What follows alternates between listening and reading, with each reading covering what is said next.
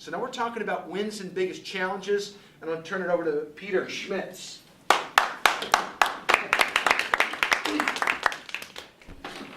Props today. Cool. So today we're going to talk about creating profitable clients and potentially long-term profitable relationships. And to that point, people buy from people they know, like, and trust. It's pretty simple. And so the question becomes, how do you facilitate that? How do you encourage that? How do you accelerate that process? You can do a good job and take a long time, or you can accelerate that process. And Stephen Covey just wrote a book called The 8th Habit. You might be familiar with him from his book on 7 Habits of Highly Effective People. The 8th habit is very simply this: find your voice and help others find their voice. Another way of saying that is find your story and help others find their story. Because when you tell your story, people will know, like, and trust you better. You can see that here. So what I'm going to do today is share my story. And I hope through that process you might find your story, your voice, or you'll see how it affects what you think of me. Because the goal of telling your story, I mean, there's many reasons to do it, but it's to create that relationship that people know, like, and trust you. And this is not necessarily a story of your business. It's something very personal. And in my life, there was a very defining moment. And so there's very few, and I didn't tell this story until I was in my 50s. And I'm 63. But the point is, when I was 16, I was a very good competitive swimmer. I was the best breaststroker on the team at the time. And when I was 16, the summer of my 16th birthday, I lost my arm in an accident. I cut my arm off in a meat grinder. This is an artificial arm. And so that alone is quite a story, and I won't tell you all those details, although I remember them vividly. I'm laying in the hospital a couple days later, and my swim team coach comes to see me. And he says, I said to him, I'm laying in bed because I'm heavily drugged, and I said, I guess I won't be swimming anymore. And clear as a bell, I remember it vividly, he said, yes you will, I'll see you in the fall. And at 16 you didn't argue with your coach, right? You did what you were told. I had no idea what that meant. But in the fall I got back in the pool with 1.5 arms, and you don't go very fast with 1.5 arms. I was no longer the best on the team, and Clyde Trutman is his name, and very good coach, very tough coach. He bumped me all the way back down to the sub-varsity with the kids because I couldn't keep up. And then with his genius and his design, he helped me get an artificial arm. So this swimming arm I've had since I've been 16. Now I worked my way back to being one of the best people on the team by the time I was 18. And so with his guidance and coaching and a lot of hard work, I got back. But I didn't tell this story until I was in my 50s. And what's interesting is that moment in the hospital was a very defining moment in my life. Had I not gone back in the pool, I wonder what I would be like today. Because I have different arms today to do every kind of sport there is. And I'll share that in a minute. But I actually got to pay tribute to him 2 weekends ago. I have not seen him since I've been 18. And they did a tribute to the 75 people from the swim team were there to pay tribute to this guy because he's had such a significant impact on their lives. And I stood up in front of all these people and told this story, and what a defining moment it was in my life and how it changed me because of his influence.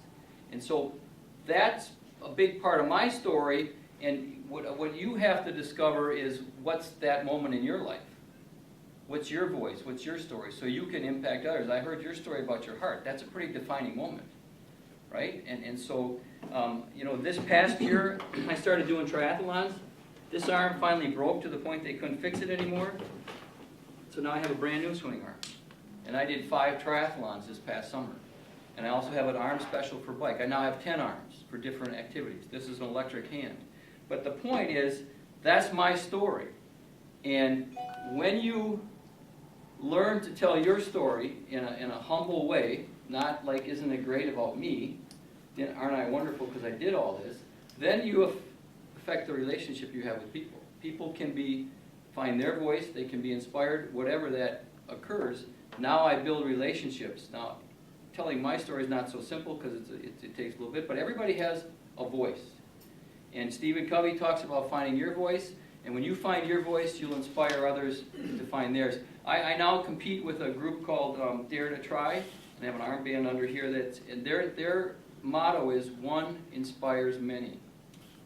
And so this is, in my life, I think I was pretty good at swimming and stuff, but one of the races I went to, literally there was about 15 handicapped people there. I was the only one that could walk to the water.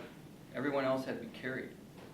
I was pretty inspired because of these people. And so the part about today is helping create profitable clients and profitable relationships is learn to share who you are, because it will make a difference in how people see you and interact with you. And so that's my story, and that's what I had to share. And when couple comments to close is it's a process to find your story. I didn't recognize that defining moment in my life till I was in my 50s. And something happened in your life that could have a big impact, whatever that might be. So find it, craft your story, and so you can help other people find theirs. That's what Stephen Covey teaches. It's a great read, or audio in this case, to build profitable relationships and just profitable clients, but it's really about relationships. So that's my story for today. Wow, thank you. I appreciate you sharing that. You never know who you're going to impact. You never know what lives you're going to change. I mean, people that aren't even here that are watching this video will be able to listen to Peter's story. So what's your story? What's your unique gift? What's your unique challenge? What is something that you've done to overcome it? And what we have in business is the unique opportunity to touch a lot of people.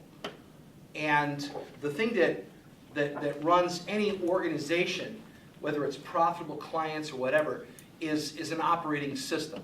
And what Peter has done is set up the next segment beautifully. We're talking about the BOS system. What is that? The business operating system. The business operating system. And you have an operating system in your life right now for your business, and that's why you have the stress you have. And that's why you have the profits you have. And that's why you have the clients you have. And that's why you have the success you have.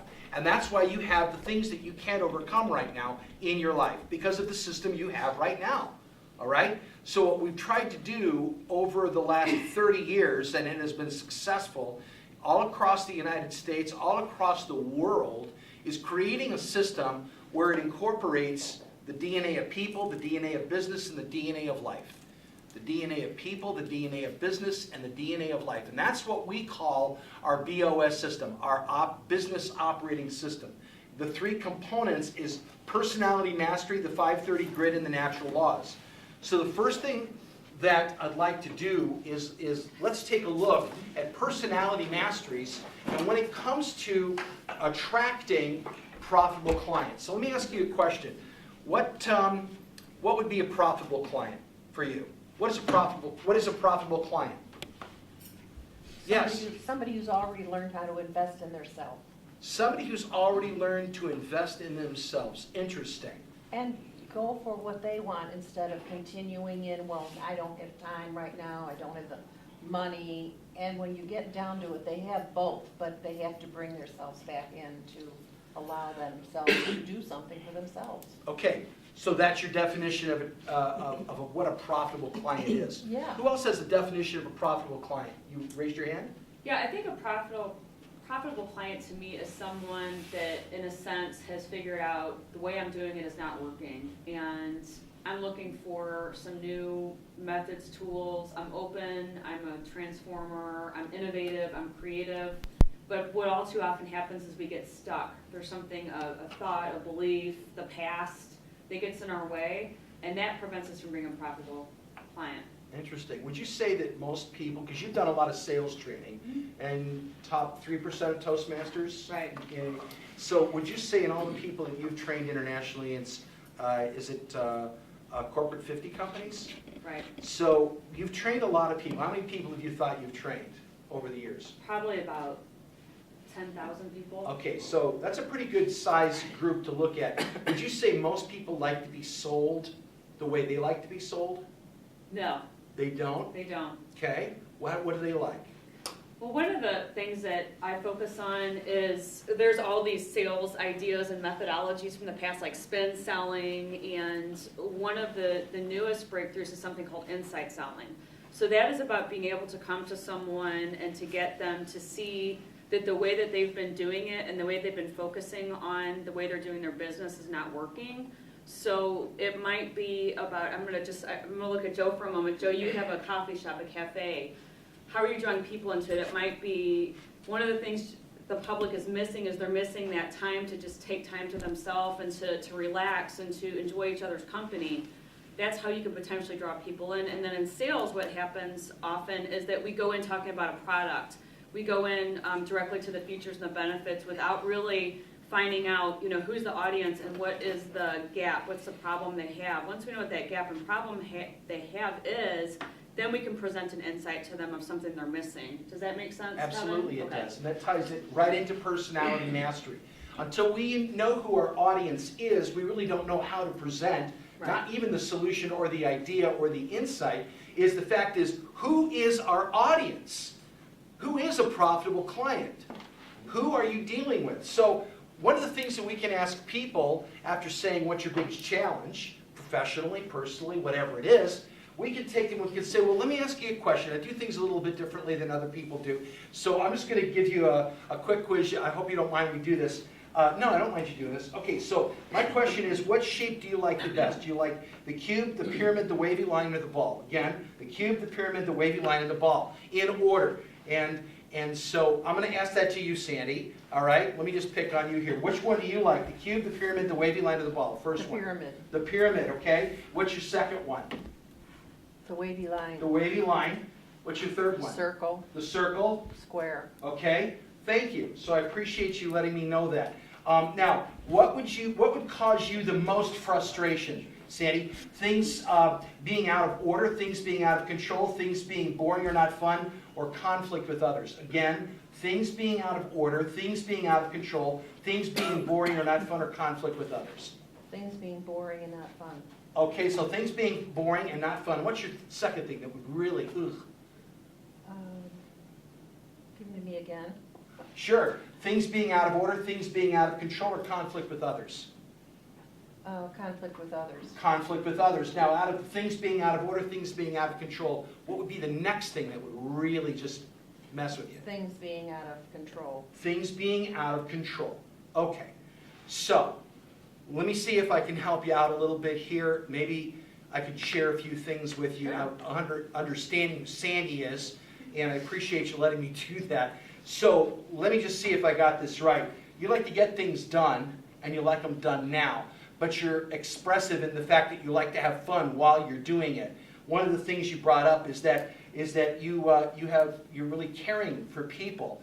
And then maybe one of the last things that you're thinking about so much is the details, because the details are kind of slow you down when you're trying to get things done and having fun with people. Am I close? Correct. The details Okay. are for somebody else. So, and when things are not boring or not fun, it's like, what are we doing this in the first place? Why am I even engaging in that, right? And then what was your next thing that you said? Was it conflict with others? Is that what you said? No. Things being boring or not fun, what was the next thing you said?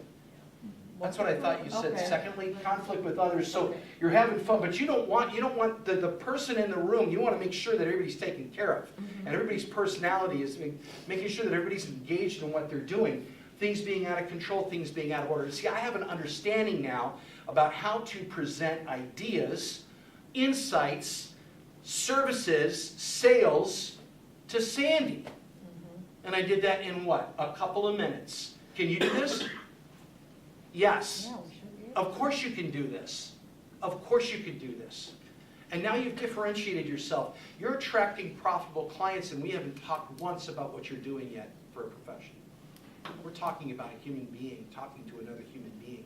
We're getting at the core of somebody and who they are immediately, creating credibility, creating a relationship.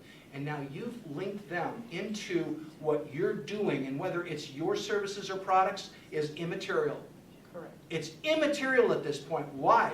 Because you showed you care. You show who you are. I know now, I'm thinking, I better get on, if I'm presenting something to Sandy, I better get on it right now, and I better move quickly. I better have a lot of fun doing it, but I better make sure I'm carrying along the way. The details aren't as important, but let me ask you a question too. In your business, what would you like the most help with? The details. The details. Out. Right. So, insight selling, profitable partnerships, attracting profitable clients now. If I could find you somebody, Sandy, that could help you with the details, what do you think that would do for your business? Free up my time for more fun and clients. Okay. So let me ask you a question. If I could introduce to you somebody who loves to deal with details, could that help you? Sure. Okay. Could you turn to your right and see the lady in the red shirt? I already did that. Excellent. See, that's why, because you're a driver. And you have fun. You engaged with her immediately, and you started to find out right away what was going on, right? So connect with her afterwards. Call her, right? And then there's other people you can do that with. What did that take? That didn't take any time at all. No. And now you've found out somebody. You've attracted yourself to them. They've attracted they're attracted to you, Sandy. They're attracted to what you do, no matter what it is, right? That's how we can attract people immediately. Ask them their biggest challenge. Take them through this, help them understand, and talk to them in the terms that they like to be talked to. Is that helpful? Yes.